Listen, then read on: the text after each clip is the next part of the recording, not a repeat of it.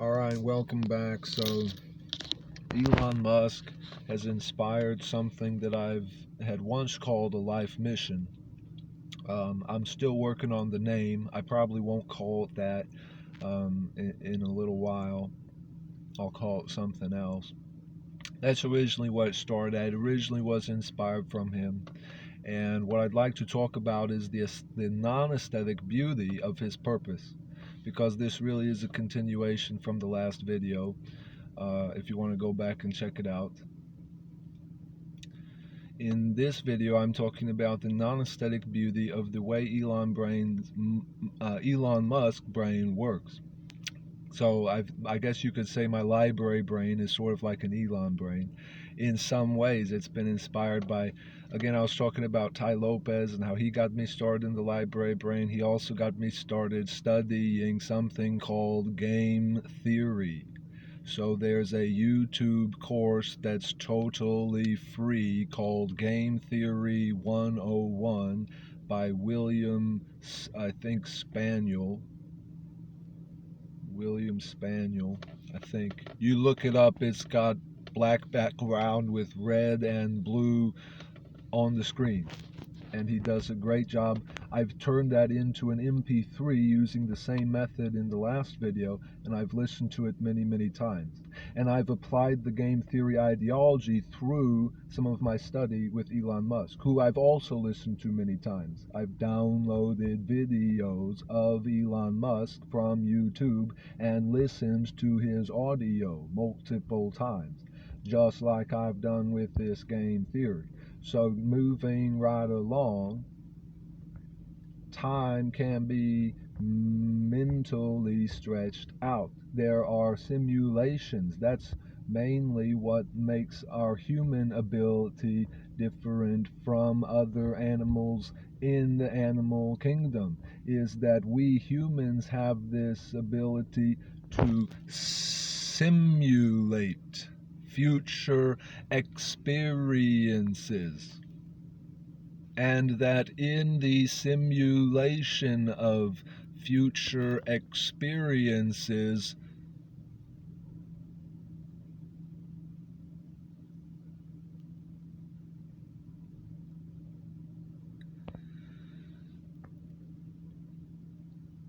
sometimes I feel like Elon Musk is my dad. But I know that no one can truly ever completely replace my dad. I know my dad's a terrific man. I know my dad's an honest man. I know my dad's a disciplined, virtuous man. I know he does the right thing. I know he's taking care of business.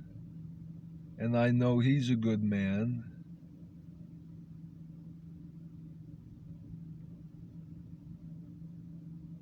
I love my parents very much.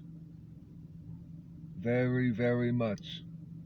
It's got me wondering if I would ever be a parent someday. That's the one thing that probably makes Elon and my dad pretty much the same, because they both have children. They really do. Elon had some beautiful children, and my dad had some beautiful children.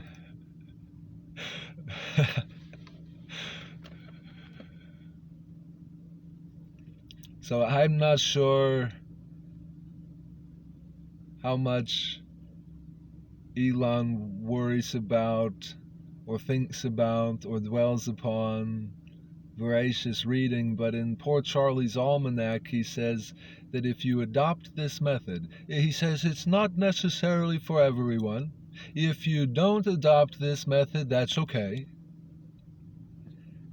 It's not necessarily for everyone, but if you do adopt this method of multidisciplinary, of continuing academic, always learning all through life, thinking yourself as continuous beginner's mode of like a first year student, all through life continue learning and learning. that if you accumulate so much wisdom and knowledge, it would be like cutting off your hands to stop. It would be like having your hands amputated. Oh, no hands for you anymore. That's why I can't go back. That's why I'm only going forward and not going back.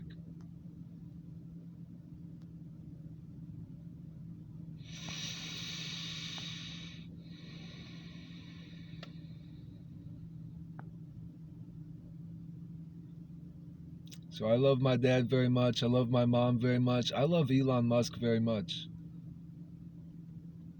I love Charlie Munger very much. I love Tai Lopez very much. These are tremendously good people, I think. They are doing lots of good for the world. Tai Lopez, he's all over social media and he's on Snapchat and he does that thing. I'm still not doing that thing. I know he does that thing and it's a great thing. I don't do that thing. I do only this thing for now.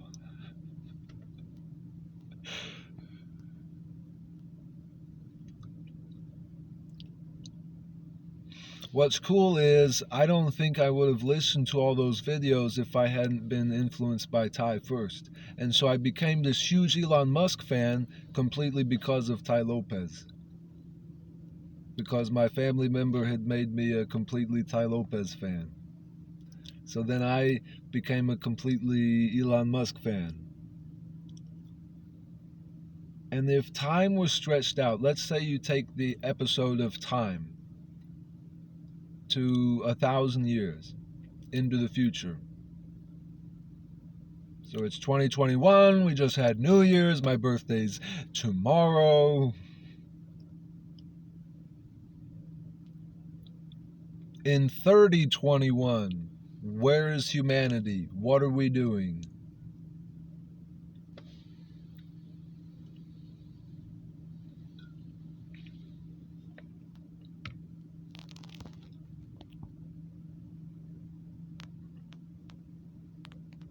How about 2,000 years?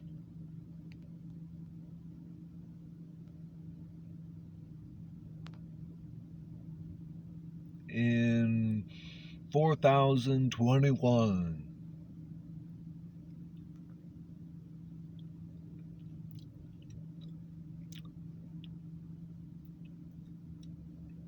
This library brain allows me to pull up.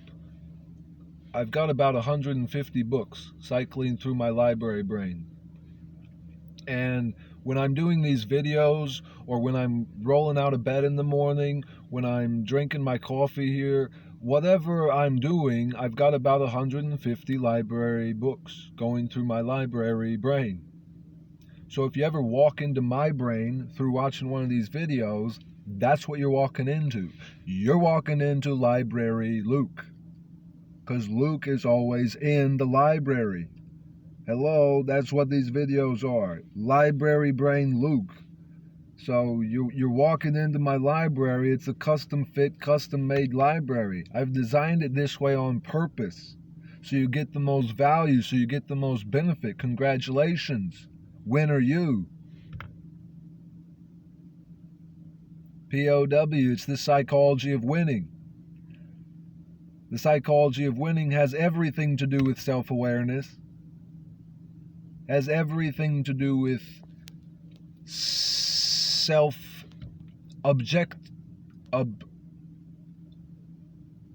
projection. Self-projection. How you see yourself in the mind's eye, so do you become.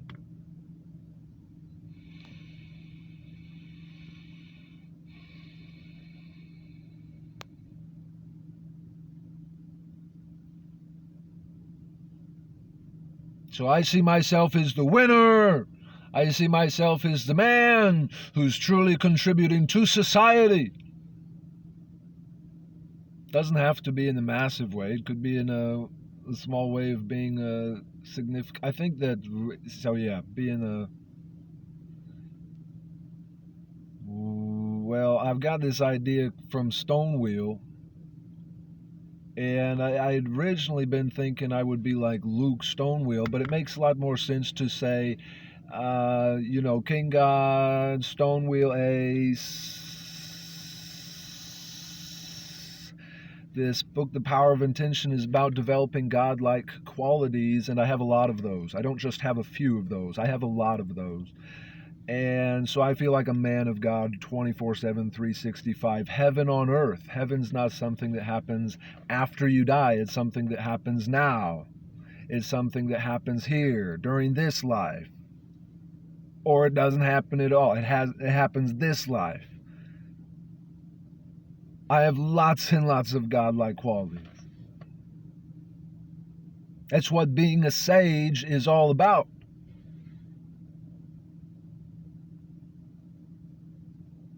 That's what being a sage is all about. And my goal is not to dwell on that fact. My goal is to let that fact resonate with calm reverberations, to remain in my heaven state, heaven on earth, to remain with my godlike capacities without ever making a big deal over it, with being the sage, and with being an enlightened CEO, being an enlightened business leader, being an enlightened father, husband, possibly, along the way.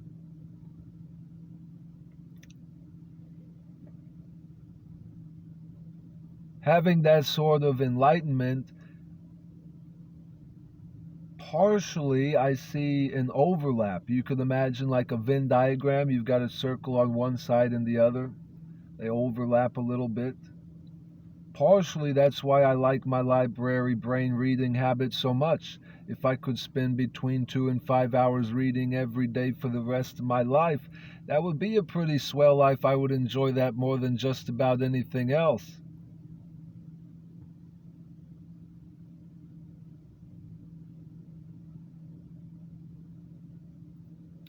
Because spirituality is one of my books. I've got 12 or 15 books on spirituality, primarily around Wayne Dyer. I've read Eckhart Tolle before, and also I've got a book from Michael Singer, Siraj Shazim.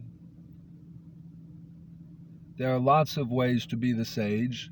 I'm not saying his book is the only way to be the sage. In fact, in the Tao Te Ching, sage is the terminology that Lao Tzu uses.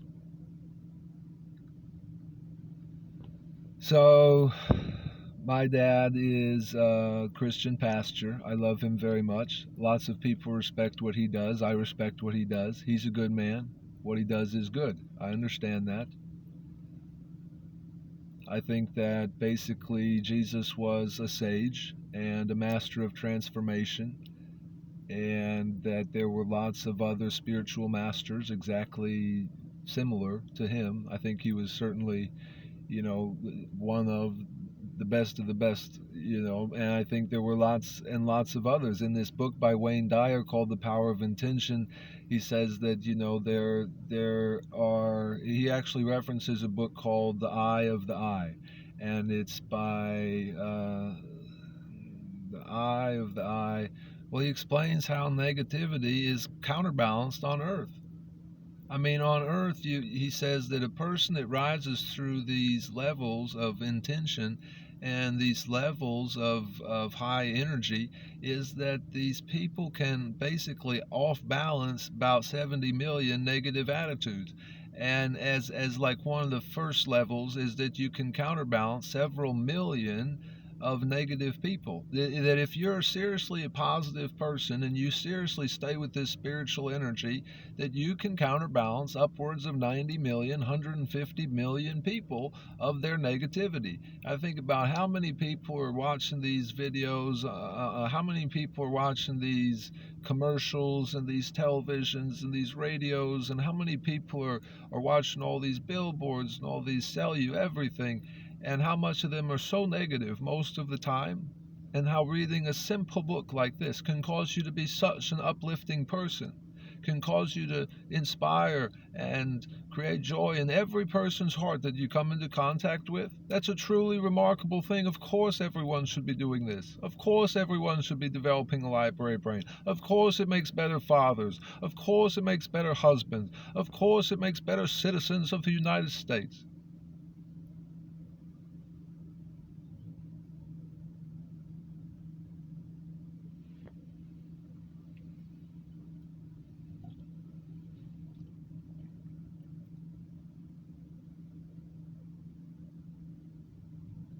So Elon Musk, future thinking, had me thinking 5,000, 10,000 years from now, what's life going to be like? Or even just say 200 or 300, right? 225, was it? 325 years into the future? If you put it 200 years, instead of 2021 called 22, 21, 22, 46?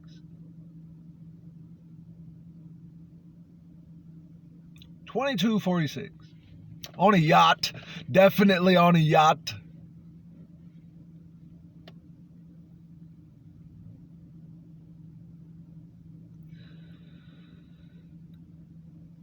Elon Musk says that we're going to be on lots of planets. One of the books in my library brain is The Inevitable by Kevin Kelly.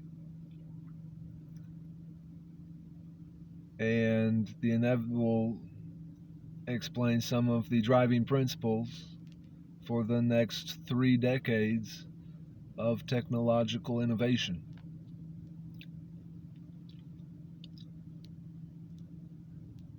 To read some of these books really stretches your imagination. I think that having a library brain also makes you extraordinarily more creative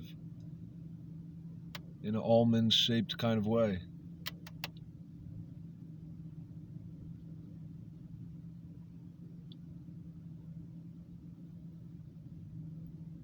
So I really like Lao Tzu.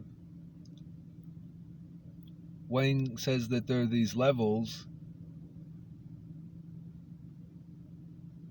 Reading the Tao Te Ching, reading the I Ching, reading Poor Charlie's Almanac, reading Tribe of Mentors. Another one of the people I sort of follow is Tim Ferriss. And I'm reading Tribe of Mentors right now. That was sort of what gave inspiration for just about 100% of all this. And then between those two,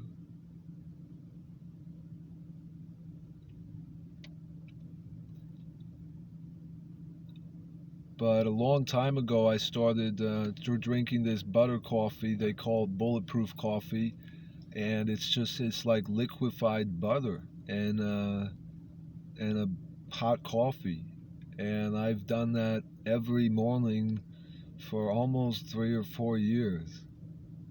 If it looks like I can go on and on in these videos, if it looks like I'm all puffed up with sorts of extra energy, that would be why. This is like a really long form burning energy that sort of puts me into a calm state where I can focus and relax for long periods of time. And it becomes a calm sort of meditation to make these videos. So I used to actually practice meditation on the days that I don't do these videos. I still practice meditation. There are lots of ways to meditate. Some ways meditation is just reaching a level of stillness within the mind, within the body, bridging the gap of mind-body phenomena.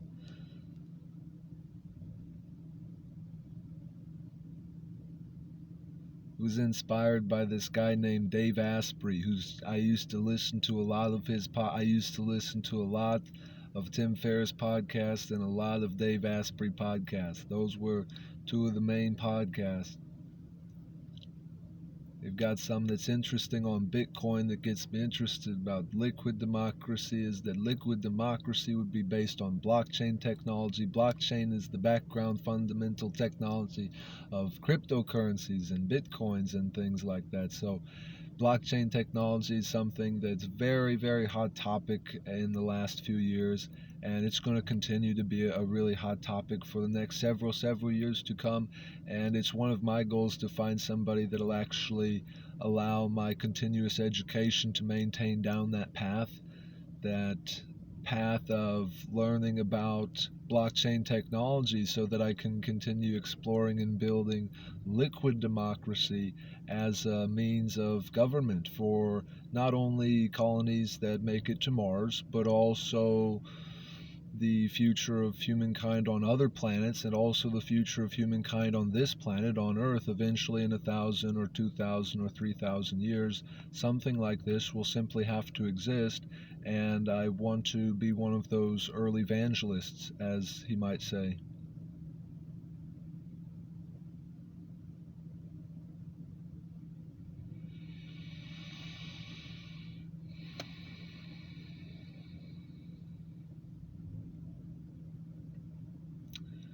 The good news is I still have my own voice. There are lots of books that teach you how to be a better writer, and I've found that in reading and developing my library brain, each person has their own writing style. So my own writing style, as a Luke Bidner that I am, is that my writing style is adaptive, it's adaptable, it's adaptation very often, and I have my own style. My own style of writing is a lot more expressive, and it's a lot more expansive, because a lot of people, they have one writing style, they get into that style, they never develop other styles of writing. Now, in some ways, you want to keep a cornerstone of your style the same so that you can build through long-term audience, but you don't want to be totally stagnant in your style either. So, do I want to make these videos, or do I want to write, or do I want to do both, or do I want to neither, or how about just one way out of this video? So after Elon Musk, Charlie Munger, you've got Luke Arthur Bittner. Bittner actually is my last name, and so my last name originally has to do with making barrels. And so my dad's dad, all the way back, say 20, 30 generations, is they actually made barrels. That's what we did.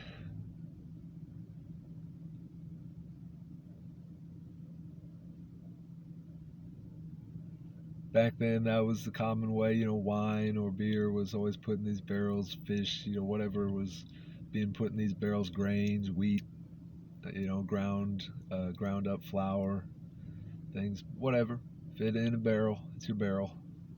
There you go. Like the episode